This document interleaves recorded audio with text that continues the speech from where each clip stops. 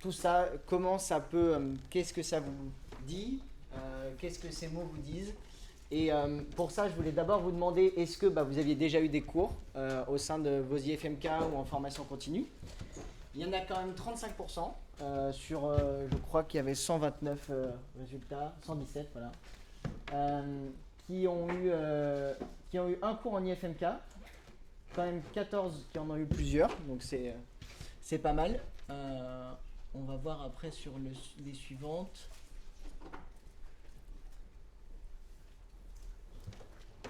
Ok. 22% qui ont entendu parler de démarche qualité, donc sûrement justement dans ces cours-là. Donc c'est bien, ça veut dire qu'il y a 78% qui auront au moins appris quelque chose en sortant d'ici. Alors pour toi, la démarche qualité, c'est améliorer la qualité des soins pour pratiquement 100% d'entre vous, avec 115 votes. Améliorer la sécurité, améliorer l'hygiène, et surtout ce qui va être intéressant, c'est la suite. Donc c'est cette question qui a été prise sur un syndicat qui était la Fédération française des masseurs kinésithérapeutes rééducateurs, la FFMKR, et avec des réponses assez similaires, mais quand même beaucoup plus de personnes qui avaient répondu des réponses plus élevées pour ça, pour valoriser l'image du cabinet, valoriser l'image du kinésithérapeute. Donc pour vous quand même, la démarche qualité, ça semble plutôt être quelque chose qui a à voir avec le soin, avec la qualité ou la sécurité des soins, et beaucoup moins avec ces différents éléments-là, notamment l'image par rapport aux financeurs. Alors vous comprenez bien que les syndicats, c'est leur métier, donc c'est normal aussi que ça soit des choses qui les intéressent. Et j'avais ajouté moi, alors ça oui, ça c'est hyper drôle, une contrainte supplémentaire. Il n'y en a que 5% pour qui ça représente une contrainte supplémentaire. Dans le sondage de la FMKR, c'était entre 30 et 40%. Donc, c'est quand même pas pareil. En même temps, peut-être que, vu que beaucoup ne savaient pas ce qu'est une démarche qualité, finalement, vous ne savez pas trop quelle contrainte ça peut représenter ou non. Et diminuer l'impact environnemental. Ça, je l'avais rajouté, et vous aurez, en tout cas, si ça vous intéresse, deux prises de parole sur ce sujet-là demain, je crois. Pour discuter de cette thématique, puisque en fait maintenant dans la démarche qualité au sens large, ou en tout cas très large du terme, on intègre aussi tout l'impact environnemental des structures et donc des cabinets. Et c'est une thématique qui prend de plus en plus de place. Alors c'est encore plus loin que la qualité au sens propre du soin, de la sécurité des soins. Mais ça fait partie globalement de ce qu'on peut imaginer pour un professionnel qui essaye d'avoir une qualité de pratique la plus importante. En tout cas, ça peut faire partie des éléments à garder en considération. Mais on en rediscutera juste après. Alors, on va en prendre quelques-unes. Si je te dis qualité des soins, tu penses à donc meilleure prise en charge du bilan initial en passant par le traitement jusqu'au bilan grâce à une analyse plus précise, une compréhension plus claire, une adaptation constante. C'est bien, on dirait une citation. Bon, désolé si j'en affiche certains parce qu'il y a les noms, mais bon. Respect du patient et prise en soin plus adaptée. Réflexivité EBP. L'objectif, c'est surtout qu'on puisse en regarder certains, centrer les patients. Ok, donc sûrement une démarche centrée sur les patients. Une mise en place sécuritaire, logique et efficace de la prise en charge, nécessitant un feedback de la part des différents acteurs pour s'évaluer. Ok. Donc là, on reste pour l'instant plutôt orienté sur la prise en charge, avec les différentes EBP, donc Evidence Based Practice, donc pratique informée sur les preuves. Là, sur la démarche d'avoir une pratique efficace.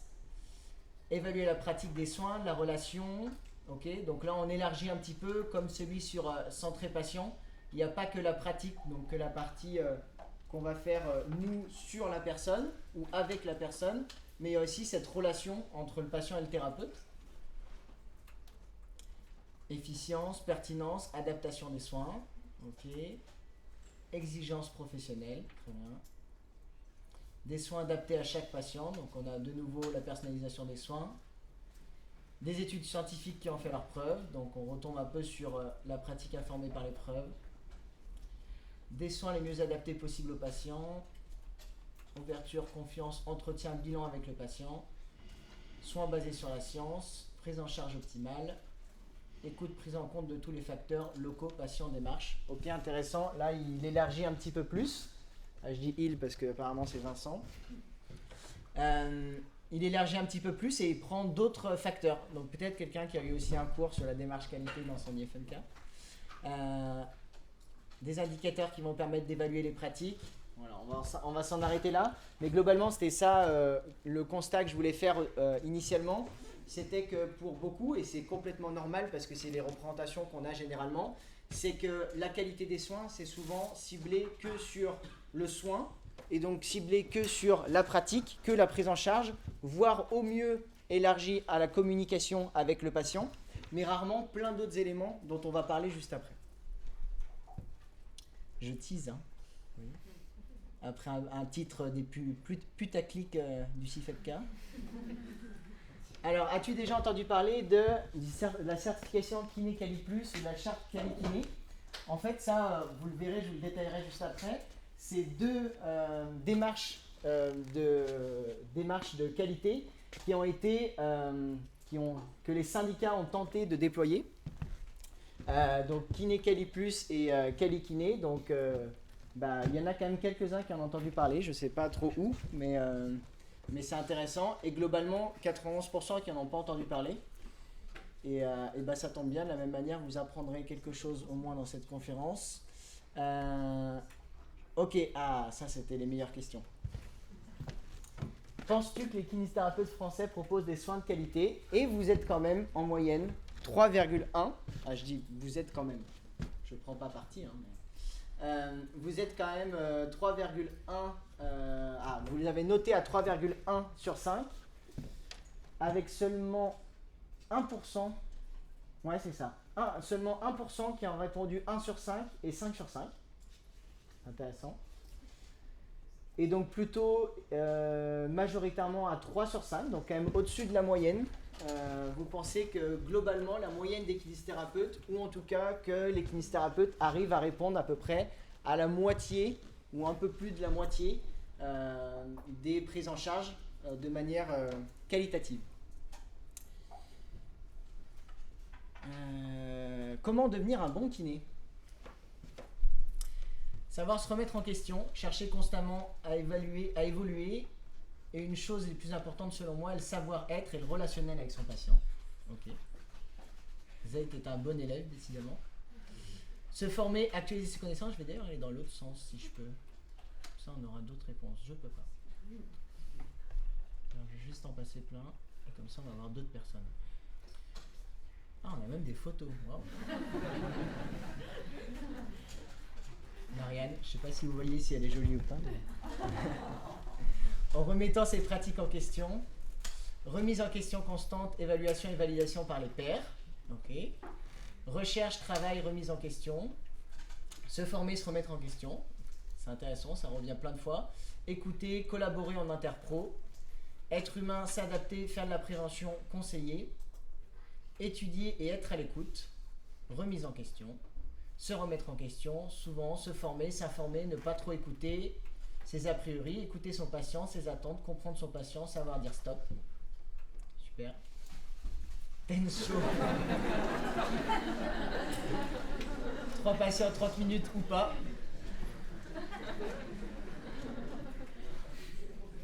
Être à l'écoute du patient, accompagnement du patient tout au long de la prise en charge. Aider son travail et y être investi, mais pas trop. Connaître ses limites et savoir comment réagir et vers qui se tourner quand on les dépasse. Se former régulièrement et savoir être critique de soi-même et de ses pratiques.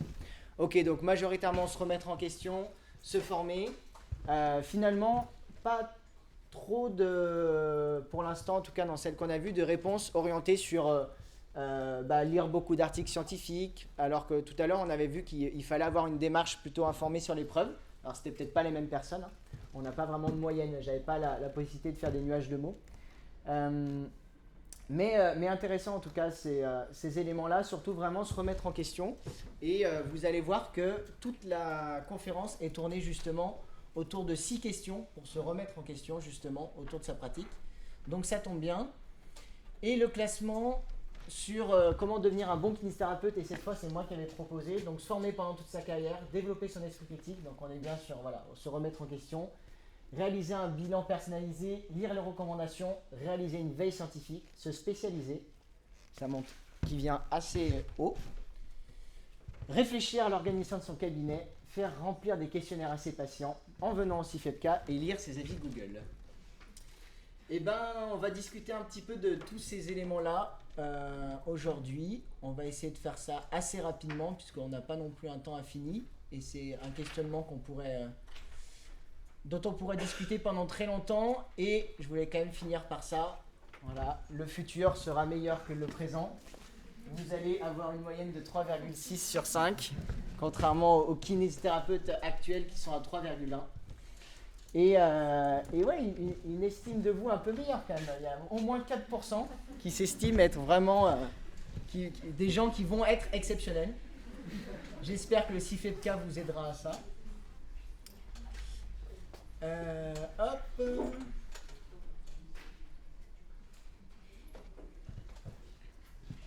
Ok. Voilà. Alors, je me présente rapidement, comme ça, on va pas trop perdre de temps. Ça va. Donc, je suis kinésithérapeute. Je travaille dans une MSP, une maison de santé pluriprofessionnelle à Lyon.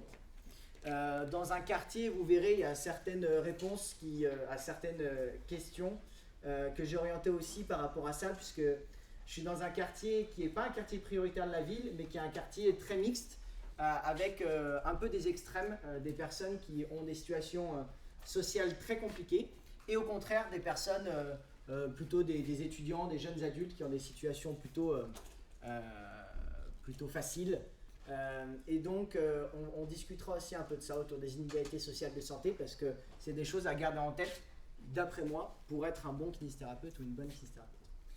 Je suis directeur scientifique d'une start-up que j'ai cofondée il y a quelques mois, en septembre, et sur laquelle je travaille depuis janvier, et avec laquelle on accompagne et on développe un produit pour que les établissements de santé puissent recueillir et analyser d'une meilleure manière leur expérience patient, et vous verrez, on définira ce terme-là. Donc gardez bien ça en tête parce que j'ai plein de raisons pour lesquelles je devrais vous vendre le fait de recueillir votre expérience patient. Donc j'ai un gros conflit d'intérêts. Mais pour autant, je vais essayer de le mettre de côté. Je suis aussi membre de l'Institut français de l'expérience patient, qui est une association nationale qui regroupe toutes les personnes justement intéressées par cette thématique de l'expérience patient. Et je suis en train de finir un projet de thèse, donc je n'ai pas encore commencé ma thèse, je suis en train de finir le projet, sur ce questionnement-là, comment on recueille et on analyse l'expérience patient pour améliorer la qualité des soins. Et je fais un doctorat puisque j'ai réalisé parce que j'en ai envie déjà, mais surtout parce que j'ai réalisé un master de sciences politiques, parcours enjeux sociaux et politiques de santé à Saint-Étienne, puisque je suis stéphanois initialement. J'ai fait mon cursus à l'IFM4 de Saint-Étienne et j'étais à la FNEC, la Fédération nationale des étudiants en kinésithérapie, sur le développement scientifique et professionnel. Et vous verrez, pareil, il y a quelques petits liens avec la FNEC dans la présentation, notamment pour des outils pour vous aider aussi, puisque les objectifs de cette conférence, c'est bon, c'est que je suis trop là. Les objectifs, c'est de pouvoir connaître et de garder en tête les différentes composantes de la qualité des soins. On en a vu déjà certaines, notamment sur les résultats, le fait d'avoir une pratique fondée sur les preuves, mais vous verrez qu'il y en a bien d'autres. Comprendre ce que c'est une démarche qualité en kinésithérapie. Introspecter. J'ai trouvé ça beau, donc j'ai mis. Introspecter sa pratique clinique au travers de questions. Donc justement, d'avoir des questions à garder en tête et à avoir potentiellement pendant toute sa carrière des questions à se poser au fur et à mesure pour réussir à s'améliorer petit à petit dans sa pratique. Et s'initier quand même à la santé publique, vous donner un peu le goût de s'intéresser à des thématiques qui vont au-delà du soin et s'intéresser aussi à la gestion de la qualité qui est maintenant le domaine dans lequel j'évolue majoritairement. Alors, on va commencer de manière assez classique, si ça veut bien passer la diapo. Hop. On va commencer de manière assez classique autour de quelques définitions. Donc j'ai repris un peu des auteurs les plus importants dans cette thématique de la qualité des soins, en essayant de déterminer, de chercher ce que eux avaient défini comme composante de la qualité des soins. Donc, pour faire simple, dans les composantes qui ont pu être identifiées, il y avait plein d'éléments. Le fait de respecter les bonnes pratiques, on en a parlé, l'expertise professionnelle, la sécurité des soins, la communication, donc on en a parlé sur la relation thérapeute-professionnel, la coordination, on en a parlé aussi, l'efficacité. Deux auteurs français en 2009 ont essayé de rassembler un petit peu tout ça et diviser ça en deux grandes parties. Donc ils ont dit qu'il y avait tous les éléments qui tournaient autour des processus, c'est-à-dire de comment on va organiser sa pratique, de comment on va organiser sa prise en charge, aussi d'éléments dont on parle peu nous, mais qui peuvent aussi avoir un impact, c'est-à-dire notre système d'information, donc comment on va pouvoir par exemple communiquer entre professionnels, l'accès aux soins, dont on parlera aussi un petit peu, et puis l'autre partie, donc ça c'est plutôt son organisation de manière générale, et puis plus précisément dans ses techniques, dans sa pratique, dans ses soins, eh ben, être efficace, mais être efficace aussi du point de vue des patients, et on reviendra sur ce point-là aussi, et avoir des soins avec une sécurité importante, et pareil, on détaillera ça. Globalement, l'OMS identifie, elle, trois grandes composantes, l'efficacité, la sécurité et le fait d'être centré sur la personne, c'est-à-dire de prendre en compte toutes les caractéristiques, toutes les préférences des personnes dans nos prises en charge.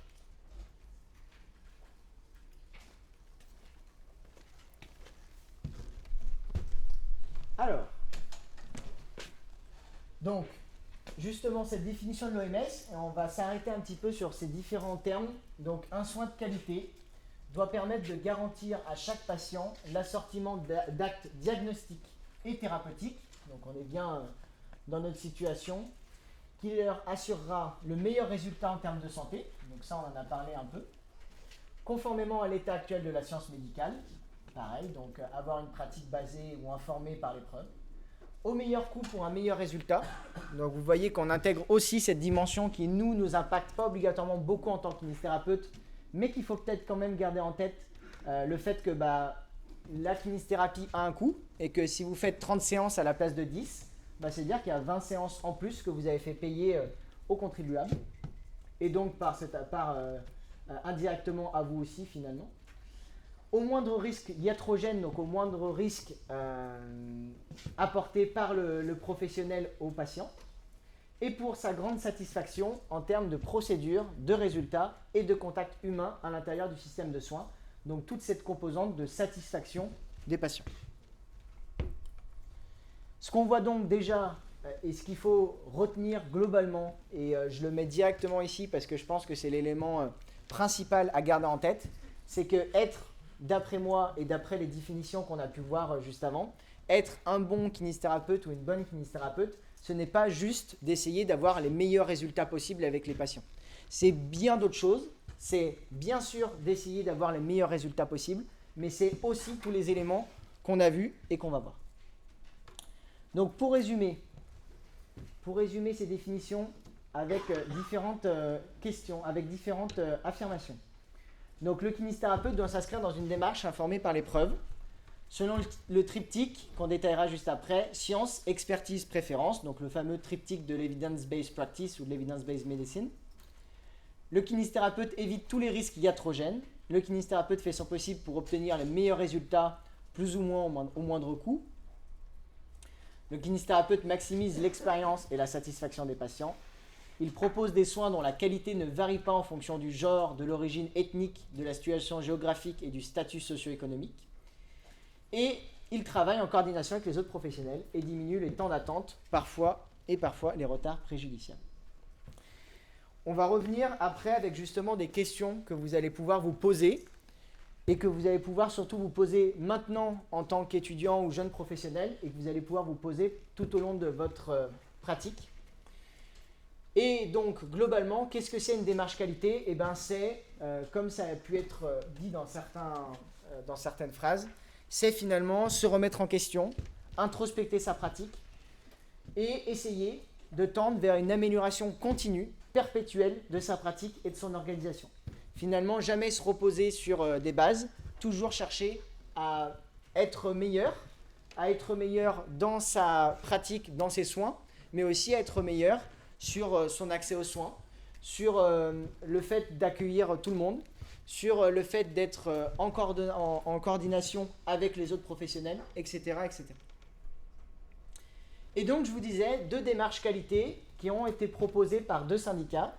Donc là, FFM-Care a proposé carrément une certification. Donc ils ont été certifiés par l'AFNOR, qui est un des organismes les plus communs de certification pour les professionnels notamment, de santé notamment. Donc qui s'appelle Kiné-Quali+, avec différents points qu'on détaillera juste rapidement après pour que vous puissiez avoir un peu une vision globale de ce qui pouvait être proposé, ce qui peut être proposé, parce que c'est des choses qui existent encore. Et le SNM-Care a proposé Quali-Kiné. Quali-Kiné qui là n'est pas une certification, c'est-à-dire qu'ils n'ont pas fait toute la démarche pour obtenir le tampon de certification, mais c'est une charte, donc à vous de suivre cette charte, de mettre en place ce qu'ils proposent autour de 6 grandes thématiques: organiser son exercice, accueillir les patients, réaliser nos soins, assurer la quantité des soins, facturer, recouvrer, archiver et assurer sa formation continue. Et donc la FFM-Care avait différents points dont on a parlé pour certains. Par exemple, évaluer avec l'usager les résultats des soins et définir les suites à donner.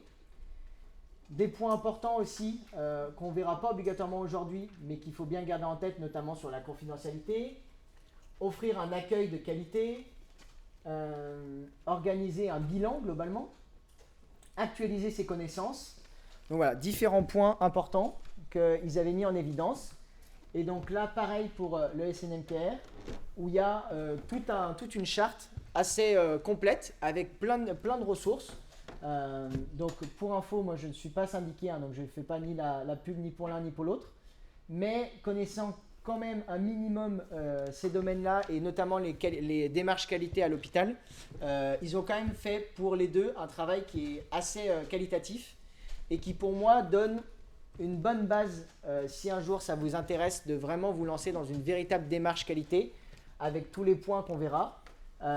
Une démarche par contre qui est quand même très complexe, qui passe par une auto-évaluation de votre côté, donc qui nécessite un certain temps pour comprendre un petit peu les différents points, même s'ils proposent des formations pour le faire. Et après, la possibilité d'avoir une audit de son cabinet pour avoir quelqu'un qui fait de la certification et donc qui sait faire ce type de travail-là. Mais par contre, une démarche complexe qui peut peut-être expliquer leur faible diffusion. Alors, c'est des choses qui existent depuis pas longtemps, notamment celui de la FFM-Care, puisqu'il y avait tout ce travail d'être certifié par la FNOR. Moi-même, quand j'ai voulu trouver des informations sur Kiné-Quali+, en fait, le site, il est down. Il n'y a pas de site, il n'y a pas de renvoi de la FFM-Care vers ça. En fait, les seules informations que vous pouvez trouver, c'est ou de la FNOR, ou de ceux qui ont développé l'application, donc qui mettent en avant, qui font leur pub sur l'application. Et sur Quali-Kiné, là, le site est un peu plus fourni, mais lorsqu'on veut se former pour mettre en place ça dans sa pratique, finalement, il n'y a aucune formation qui est proposée à l'heure actuelle. Donc, j'aurais bien aimé vous détailler précisément ces différents points. J'aurais bien aimé vous expliquer ce que la littérature dit précisément de comment mettre en place une démarche qualité en kiné, sauf qu'en fait, ça n'existe pas.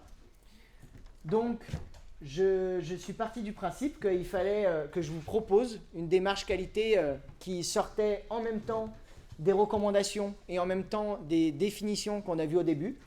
Et puis une démarche qualité surtout appliquée à la kinésithérapie, ce qui n'existe pas véritablement, et donc basée sur ma courte expérience de kinésithérapeute par rapport à ce que moi j'ai pu rencontrer dans ma pratique et les questionnements que j'ai pu avoir tout au long de ma pratique sur la qualité de mes soins. Et donc, on va avoir 6 affirmations et puis des sous-affirmations, reprenant les 6 dimensions proposées par l'OMS, auxquelles vous pourrez répondre de pas du tout d'accord à tout à fait d'accord, pour essayer de vous jauger sur ces différentes composantes de la qualité des soins. Donc la première, c'est ce fameux triptyque de l'Evidence-Based Practice, donc là qui est d'un article qui était d'une infographie de In EBP We Trust. Donc l'evidence-based practice, je pense que tout le monde connaît, mais globalement pour ceux qui peut-être sont au début de leur formation et qui n'ont pas obligatoirement ce triptyque en tête, qui a été défini par Sackett dans les années 90, si je ne dis pas de bêtises, mais c'est ça, où l'objectif c'est de se dire qu'en tant que kinésithérapeute, on va essayer d'avoir une décision qui est au centre de 3 composantes qu'il faut absolument garder en tête en permanence, qui ne sont pas que avoir une pratique basée sur des preuves scientifiques, parce que c'est pas possible. C'est pas possible à chaque fois d'avoir des preuves et d'avoir des données qui correspondent exactement au patient que vous allez avoir devant lui. Donc, c'est pas possible, donc il faut avoir d'autres choses en tête. Et les 2 autres composantes à bien avoir en tête, même si le titre est Evidence-Based Practice, donc pratique fondée sur les preuves, bah non, c'est pas que fondé sur les preuves. C'est fondé certes sur les données de la recherche, mais aussi sur l'expérience et l'expertise du clinicien. Donc finalement, le clinicien qui, au bout de 5, 10 ans, 15 ans, 20 ans, va avoir vu un certain nombre de patients qui ont eu peut-être des symptômes, des maladies assez proches, avec lesquels il a pu observer différentes modifications, notamment de symptômes, différentes évolutions.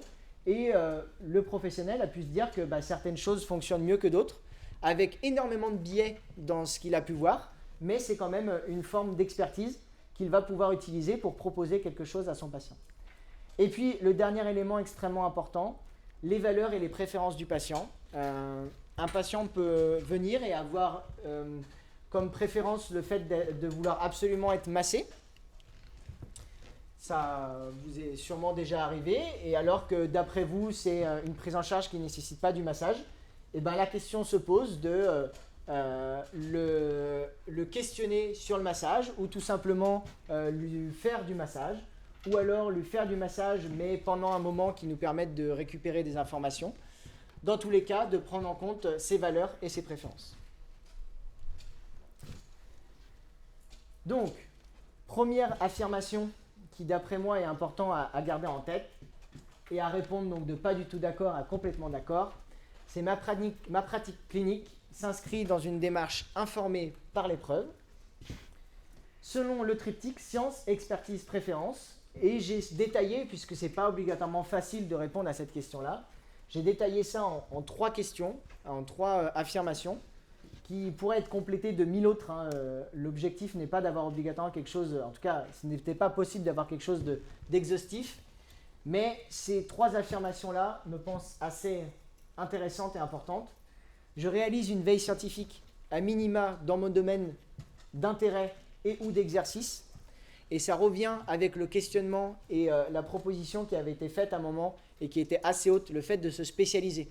Si je me spécialise, je vais pouvoir me spécialiser, ou en tout cas si j'ai un domaine d'intérêt plus important, le maxillofacial, la rééducation vestibulaire, la prise en charge de la douleur persistante, la prise en charge de patients en neurologie et en des symptômes sur cette thématique. Je me forme régulièrement au sein d'organismes de formation agréés DPC. Alors, l'agrément DPC, donc développement professionnel continu, n'est pas un agrément obligatoirement extraordinaire, mais ça fait quand même un premier filtre. Il n'y en a pas obligatoirement d'autres, en tout cas rien de reconnu officiellement. Donc ça fait un premier filtre qui peut vous permettre d'avoir quand même une base pour choisir vos différentes formations. Et je recueille et prends en compte systématiquement les préférences des patients pour favoriser une décision partagée, donc une décision qui ne sera pas basée que sur ce que moi je pense être le meilleur pour le patient, mais basée sur ce que nous pensons ensemble, en collaboration, de manière partagée, être ensemble, être le mieux pour sa prise en charge. Et puisque réaliser une veille scientifique, ce n'est pas toujours facile, je vous ai mis 4 premières pistes pour réaliser une veille scientifique. Pourquoi ces 4-là? Parce qu'il y en a une, c'est moi qui l'ai construit, donc je sais un minimum ce qu'il y a dedans. Et les 3 autres, parce que c'est celles que j'utilise et que j'utilisais surtout moi personnellement. Donc la veille scientifique et professionnelle réalisée par la FNEC, qui n'est pas obligatoirement mise à jour en permanence, mais dans laquelle vous aurez un certain nombre, donc qui se trouve dans l'onglet services, dans lequel vous aurez un certain nombre de podcasts, de livres, de pages Facebook, de pages Instagram, de personnes ressources à contacter si nécessaire, sur différents champs de la kinésithérapie. Alors, majoritairement en musculo-squelettique, mais aussi quand même un minimum en pédiatrie, en neurologie et en respi, etc. Deux autres éléments que j'utilise personnellement beaucoup, qui sont les alertes ou de Google Scholar ou de PubMed. Ces alertes vous permettent, à partir de mots-clés, d'avoir en automatique envoyé par mail des ressources, donc des publications, les toutes nouvelles publications qui sortent au fur et à mesure de leur publication. Et donc, si c'est d'autant plus le cas pour votre mémoire, par exemple, pour se tenir à jour en permanence, mais pour votre pratique, ça peut être hyper intéressant aussi.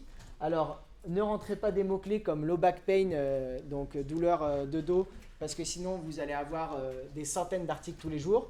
Il faut quand même avoir des éléments précis.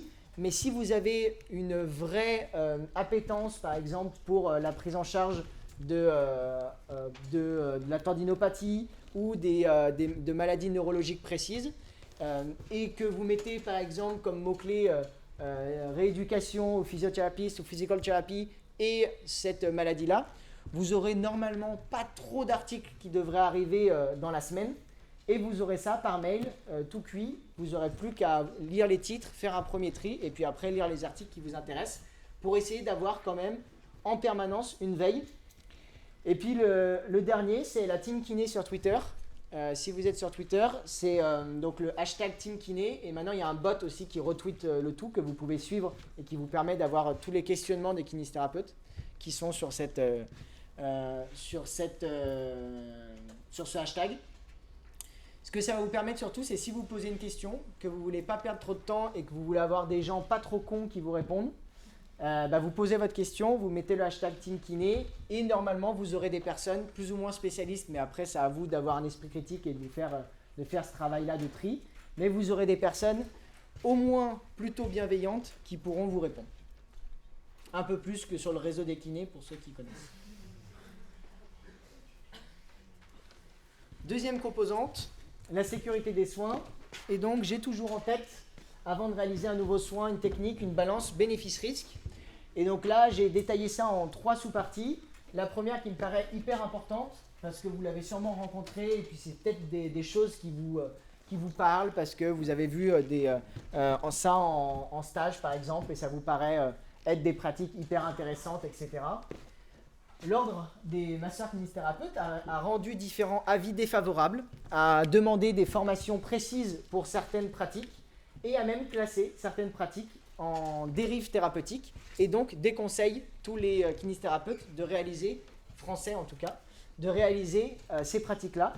C'est le cas récemment pour la pratique des ventouses, alors notamment des ventouses, celles qui font vraiment des marques très importantes et qui peuvent avoir d'importantes conséquences, notamment cutanées.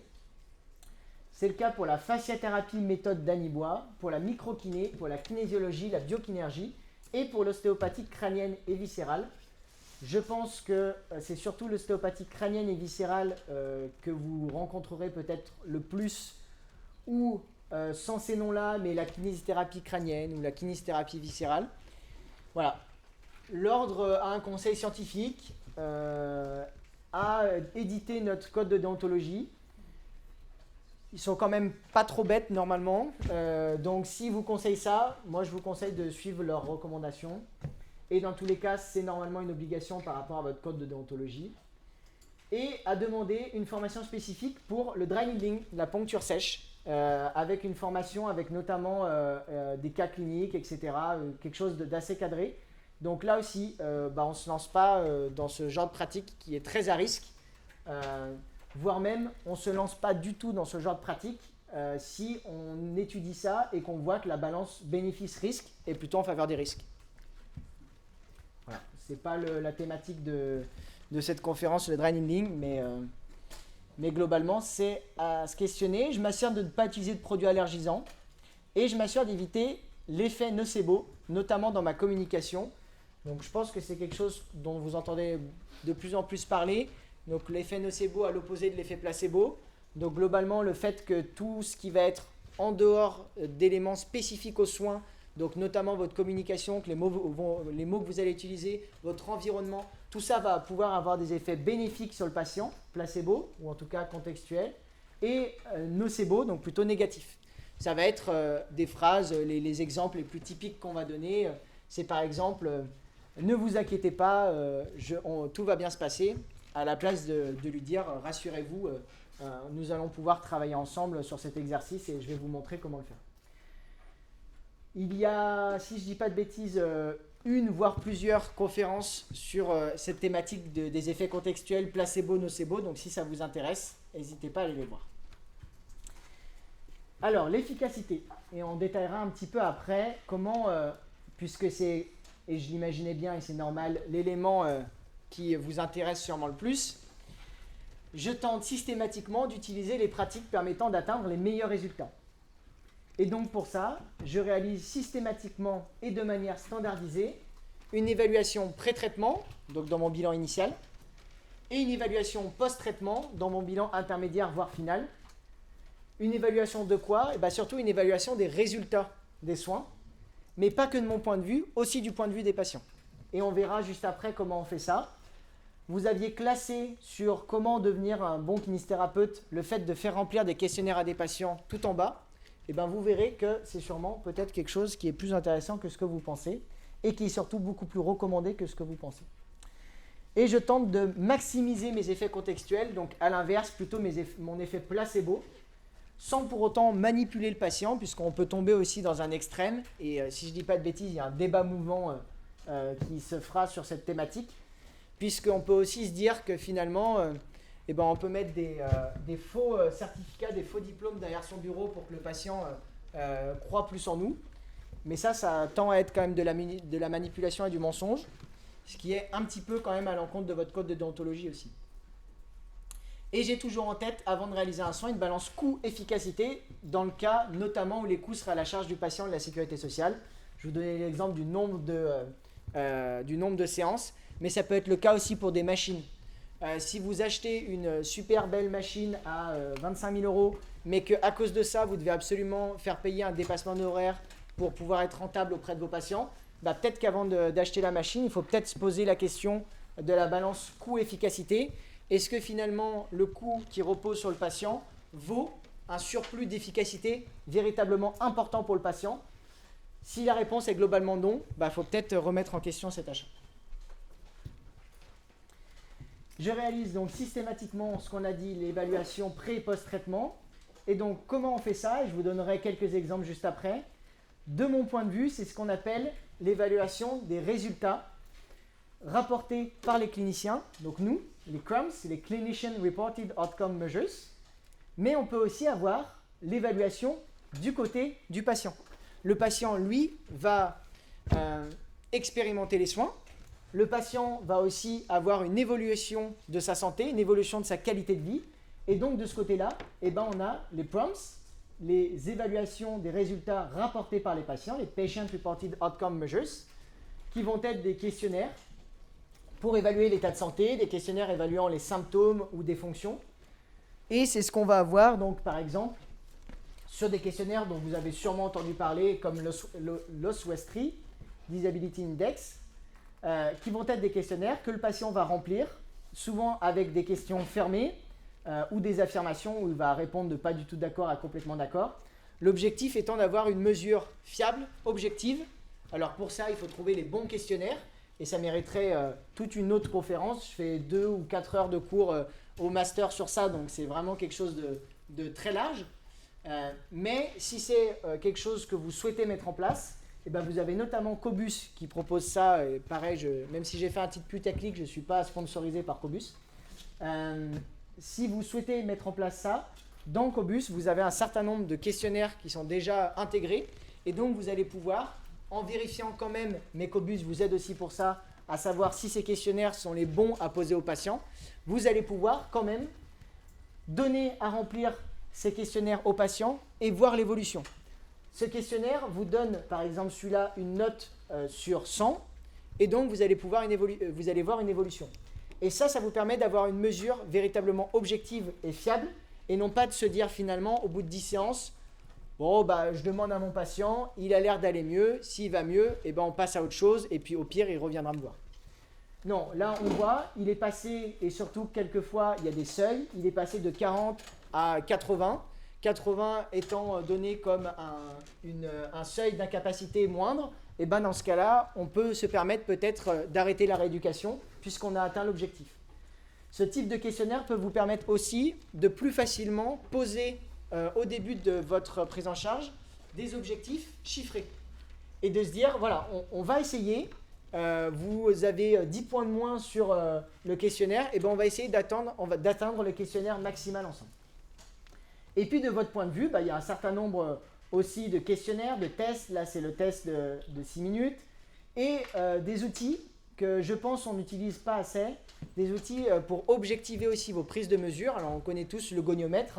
Mais par exemple, pour la prise de force, et c'est notamment utilisé en kinésithérapie du sport notamment, ou autour des lésions musculaires, pour évaluer par exemple la force entre deux membres, pour évaluer la différence de force entre deux membres, notamment entre deux quadriceps gauche-droite, deux ischios gauche-droite, et ben on peut essayer d'objectiver ce type de mesure avec des systèmes de dynamomètres, de plateformes de force, qui en plus ne coûtent pour le coup pas très cher, c'est quelques centaines d'euros, et vous permettent d'avoir là aussi de la même manière une vraie mesure objective pré- et post-traitement. L'expérience et la satisfaction patient. Et donc là, je tente de maximiser l'expérience et la satisfaction des patients à toutes les étapes de leur parcours. Et donc je vous disais que c'était mathématique, moi de recherche. Donc l'expérience, ça va être tout ce qui va être, globalement, c'est tout ce qui n'est pas le soin. C'est-à-dire l'ensemble des interactions que vous allez avoir avec le patient, donc votre communication, votre relation, mais aussi toutes les situations que le patient va vivre tout au long de son parcours. L'accueil, la sortie, si c'est à l'hôpital ou même chez vous, l'admission avec la secrétaire ou le secrétaire par exemple, etc., etc. Et toutes ces interactions qui vont être façonnées par majoritairement deux choses. L'organisation de votre parcours, si votre parcours dans votre cabinet est bien organisé, mais aussi l'histoire de vie de la personne. Si la personne elle a toujours eu des très mauvaises expériences avec des kinésithérapeutes, il y a plus de chances qu'elle ait une mauvaise expérience avec vous. Et pourquoi mesurer plutôt l'expérience que la satisfaction ? Parce que la satisfaction, ce n'est pas vraiment représentatif de la qualité des soins, c'est plutôt le degré de concordance entre ce que vous allez pouvoir proposer, l'expérience vécue par le patient, et ses attentes vis-à-vis de cette situation. Et donc finalement, ça va être une mesure qui va être relative, qui va être dépendante de la perception des soins à partir des valeurs des patients. Et donc pour ça, on essaye de compléter, puisque c'est quand même important que le patient soit satisfait, mais on essaye de compléter ça par une mesure aussi de l'expérience. Et donc pour vous donner des exemples, ça va être par exemple de poser au patient des questions. Alors pas obligatoirement vous, mais ça peut être par exemple un questionnaire que vous lui rendez à la fin de vos séances. Le kinésithérapeute a-t-il demandé vos objectifs de rééducation plutôt que de lui demander s'il était satisfait de la personnalisation des soins. De lui demander combien de temps avez-vous attendu dans la salle d'attente pour avoir un chiffre, quelque chose d'objectif, et pas simplement lui demander est-ce qu'il était satisfait du délai d'attente. Tous des éléments qui vont vous permettre d'améliorer votre expérience patient. Et améliorer son expérience patient, ce n'est pas juste quelque chose de fancy, c'est quelque chose qui a un véritable impact. Qui a un véritable impact sur de très nombreux éléments, sur la qualité des soins, sur la ponctualité des patients, sur la communication, puisque si finalement vous vous intéressez à l'interaction et que vous avez des retours des patients sur l'interaction que vous avez avec eux, ça va vous permettre de vous améliorer au niveau de votre communication. Ça a même des conséquences sur les prompts, donc sur les résultats des soins du point de vue du patient. Une meilleure expérience patient aura comme conséquence de permettre d'avoir des meilleurs résultats des soins. Et surtout, quelque chose qui, je pense, vous intéresse tous, c'est une meilleure adhésion, notamment une meilleure adhésion aux recommandations de prévention. Avoir une meilleure expérience patient, donc une meilleure communication, donc un meilleur parcours, donc une meilleure admission, etc., etc., ça va vous permettre que le patient adhère plus à ce que vous allez pouvoir lui proposer. Et les deux derniers points, c'est l'aspect équitable. Je propose des soins dont la qualité ne varie pas. Il n'y a pas la mise à jour. Ne varie pas en fonction du genre, de l'origine ethnique, de la situation géographique et du statut socio-économique. C'est notamment important par rapport aux inégalités sociales de santé. tous les patients par rapport à leur contexte, notamment culturel, sociodémographique, géographique, n'ont pas le même accès aux soins, n'ont pas les mêmes représentations du soin, et donc finalement ne vont pas avoir les mêmes comportements de soins. Et ça, c'est pour moi des éléments absolument indispensables à garder en tête, et c'est notamment le fait de ne pas refuser, et je le dis pour les kinésithérapeutes, ce n'est pas obligatoirement le cas, merci, c'est par contre beaucoup le cas pour d'autres professionnels comme les spécialistes, les dentistes, les ophtalmos, qui vont aller jusqu'à refuser des patients qui ont une complémentaire santé solidaire, ce qu'on appelle encore CMU, ou qui ont une aide médicale d'État, parce que c'est des patients qui ne vont pas accepter, logiquement, de dépassement d'honoraires. Mais je pense, même si je ne suis pas en Ile-de-France et que je ne suis pas à Paris, je pense que du fait des dépassements d'honoraires qui sont tolérés à Paris, que c'est des situations qui doivent se retrouver. Et être un bon kinésithérapeute, c'est aussi avoir des soins qui respectent ces éléments-là. Et donc, c'est ne pas refuser ces personnes-là. Et c'est aussi ne pas mettre fin à une rééducation, ou en tout cas de prendre en considération, quand on met fin à une rééducation, tous les éléments socio-économiques, culturels et géographiques. Et ça, c'est des éléments basés notamment, comme je disais, sur ma pratique, le fait d'être dans un quartier plus ou moins défavorisé. Et oui, on a des patients, je pense qu'on l'a tous vécu, notamment pour ceux qui sont déjà en cabinet, des patients qui, notamment pour les patients qui ont une complémentaire santé solidaire, ont des situations socio-économiques différentes, compliquées, complexes, qui fait qu'ils ne vont pas toujours être très ponctuels, ils ne vont pas toujours être toujours présents aux séances, etc., etc. Et donc, un certain nombre de kinésithérapeutes, et c'est peut-être un tabou et quelque chose dont on ne parle pas, mais je pense qu'il faut qu'on en parle et qu'on le mette plus en avant, un certain nombre de kinésithérapeutes vont refuser, ou alors au bout de 2 séances, c'est facile sur Doctolib, sur Doctolib, au bout de 2 séances, quand le patient, on a mis que c'était une absence non excusée, ça nous propose tout de suite de lui interdire de reprendre des séances directement en ligne. Donc il suffit de cliquer sur un bouton pour finalement que le patient n'ait plus le droit de revenir en séance. Et donc, un certain nombre de kinésithérapeutes interdisent aux patients de revenir, finalement pour des raisons qu'ils ne comprennent pas obligatoirement toujours, mais des choses qu'il faut garder en tête sur les inégalités sociales de santé. Et donc, il faut prendre en compte ces inégalités sociales de santé. C'est ce qu'on voit notamment ici. Alors, c'est tout petit, mais c'est un schéma extrêmement important sur qu'est-ce qui détermine la santé des personnes. Non, ce qui détermine la santé des personnes, ce n'est pas que les soins qu'on va lui prodiguer, c'est aussi sa génétique, sa biologie, aussi ses comportements, mais c'est aussi son milieu familial, son milieu de travail, là où il est hébergé, et c'est aussi le contexte politique du pays dans lequel il est, le contexte économique du pays dans lequel il est, et tous ces éléments-là, il faut les avoir en tête. Parce qu'en fait, nous, on est dans notre cabinet, on est ici. Mais le patient, s'il est très loin de vous, de votre cabinet, si le patient il est hébergé dans un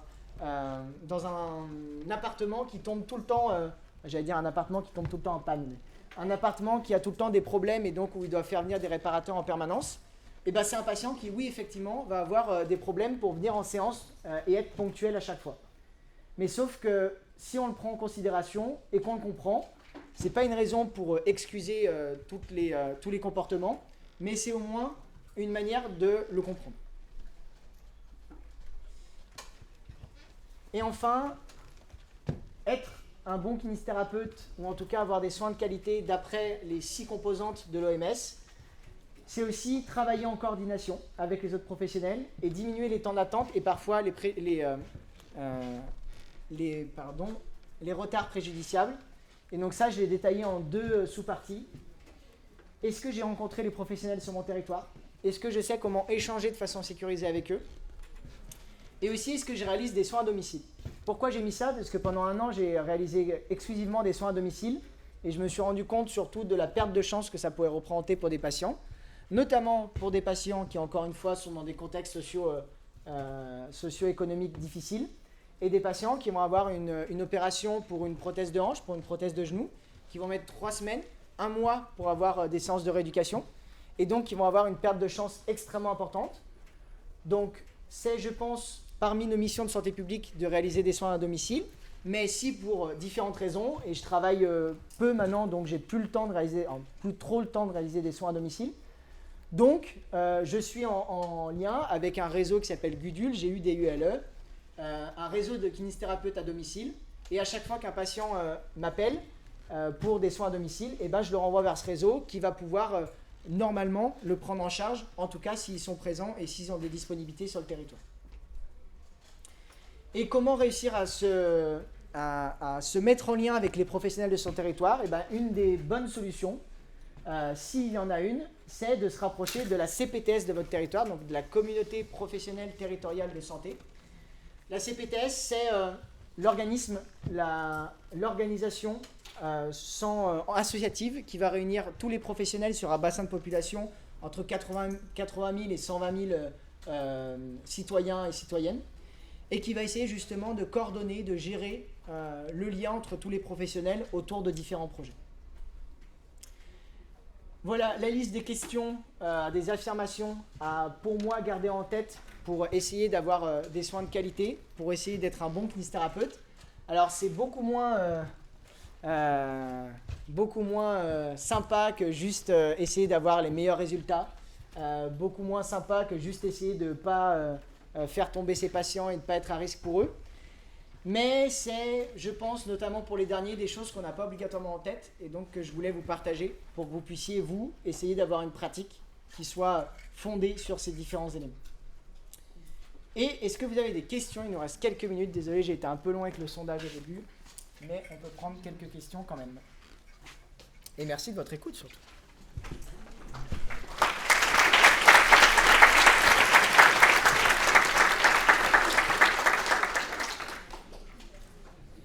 On peut prendre au moins une ou deux questions, le temps qu'on fasse la transition.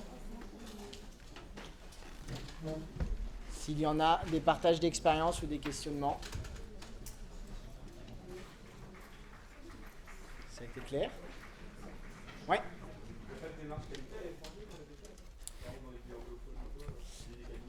Non, les seuls... oui, mais non. Les seules démarches qualité qui ont été faites, c'est basé sur globalement ce qu'a pu faire la FMKR ou le SNMKR. Et c'est des démarches qualité qui sont ciblées que sur les résultats ou la qualité comme on l'entend avec la prise en charge et qui n'incluent pas obligatoirement toutes les autres composantes de la qualité des soins. Ouais. Est-ce que la démarche qualité peut appuyer à la féminisation, par exemple? De plus en plus, on tend à avoir des modèles de financement alternatifs et complémentaires avec des financements à la qualité. C'est de plus en plus le cas à l'hôpital. Ça va être le cas notamment pour la psychiatrie et les urgences. Et donc effectivement, demain, on peut imaginer qu'on nous demande de justement monitorer tous ces éléments et que selon les résultats de ces éléments qu'on pourrait transmettre par exemple à notre ordre, qu'on ait des rémunérations, en tout cas une partie de notre rémunération qui soit différente. C'est en cours. Ça pourrait être une solution pour inciter déjà à faire ça et surtout pour inciter à essayer d'avoir une amélioration continue de ses soins, de sa qualité. Aussi, ouais, complètement. Ouais. Exactement.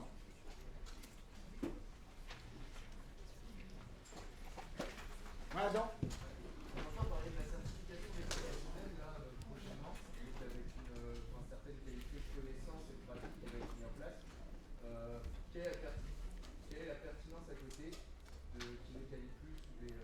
Ouais. Lorsqu'il y a quelque chose qui va être organisé au niveau du ministère et qui va nous permettre d'avoir une sécurité entre guillemets sur nos compétences. La différence majeure, c'est surtout que la certification, la recertification, a été faite avec tous les professionnels et donc en essayant de prendre en compte un peu les attentes de tout le monde. C'est quand même pas très poussé. On va être obligé de se former en continu, mais c'était déjà plus ou moins le cas. On va être obligé d'avoir un auto-questionnement un peu sur sa pratique, mais il ne va quand même pas avoir des démarches vraiment importantes, comme ce qui peut être le cas avec ce qui a été proposé par les deux syndicats, où là on va avoir des audits, on va avoir un questionnement très large sur toute sa pratique, de l'accueil jusqu'à la sortie, en passant par sa relation, sa facturation, etc. Donc c'est beaucoup plus poussé, mais la recertification, ça sera déjà un premier point intéressant. Je pense juste qu'il ne faut pas qu'on se limite à ça, parce que c'est tout petit, quoi. Par rapport à tous les éléments qu'on a vus, c'est vraiment tout petit. Et je pense qu'on va terminer, ouais. Merci encore à vous pour votre écoute.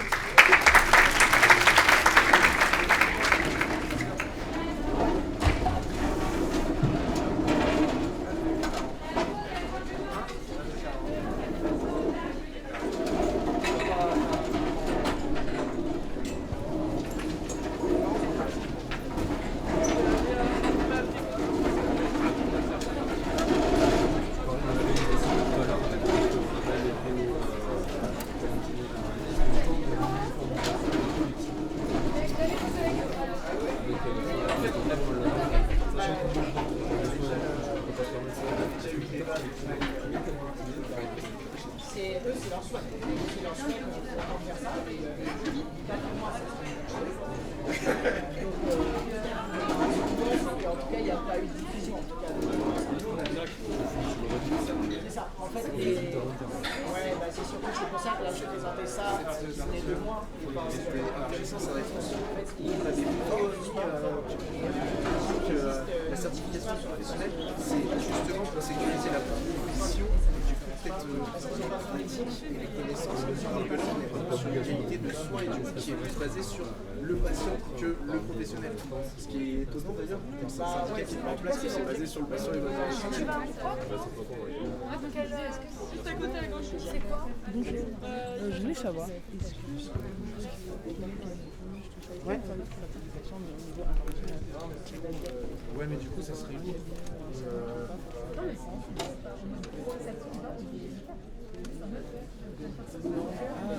Si tu as déjà ça, t'as pas besoin de la certif. Donc, en Afrique, pour avoir des normes françaises, en fait, il n'y a pas de normes françaises. C'est ça le problème. Et vu qu'il n'y a pas de normes, là, les deux que j'ai présentés, ça peut être une base pour essayer justement un peu d'être sur ces normes-là. Mais ça, c'est pas reconnu nationalement. C'est par des syndicats, donc c'est pas reconnu par la haute autorité de santé, etc. Mais par contre, pour vraiment, comme je disais, pour vraiment se lancer, ça peut être une super bonne base en France comme ailleurs pour essayer d'avoir un peu une démarche qualité dans un cabinet. D'accord. Moi j'ai une petite question, mais c'est pas tellement sur la démarche qualité. Ouais. Ouais. Mais le risque de prendre de formation là-dessus, genre l'ostéopathie, ça. Alors, ouais, ils autorisent plus. Je sais pas si tu as déjà vu l'ordre. En fait, c'est pas eux qui font le choix s'ils autorisent ou pas. Ça, c'est le développement professionnel continu. Par contre, ils ont une liste, notamment de DU, de sites de formation, ou en tout cas d'organismes de formation privés,